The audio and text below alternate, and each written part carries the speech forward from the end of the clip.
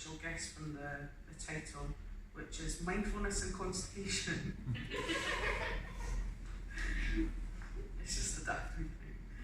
Mindfulness is good, mindfulness is easy, it can improve your mood, help you feel bright and breezy. You can do mindfulness in bed to help you relax. You can do mindfulness at work, typing emails or while you fax. You can do it at lunch, breathe slow while you eat to help you savour your food, whether vegan or meat. You can do mindfulness on the loo. Don't worry, breathe slow, it'll help you to poo.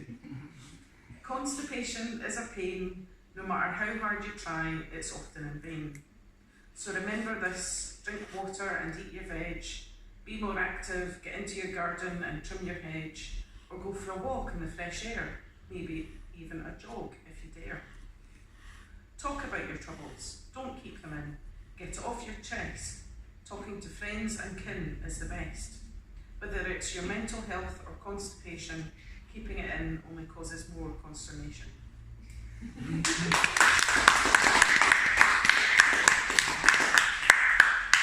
This is just a wee one called Spider Silk.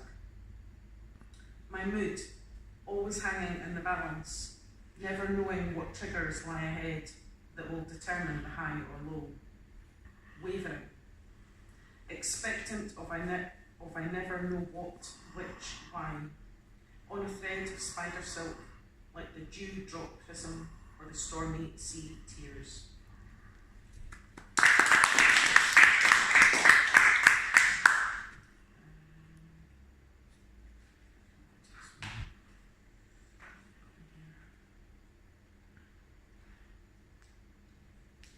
The philosophy of science.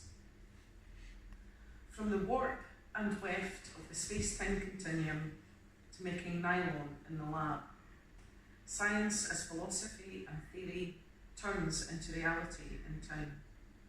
So whose idea was life in the first place? Is there a God?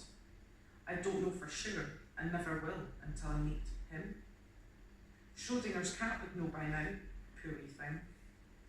Was Einstein shocked when he died?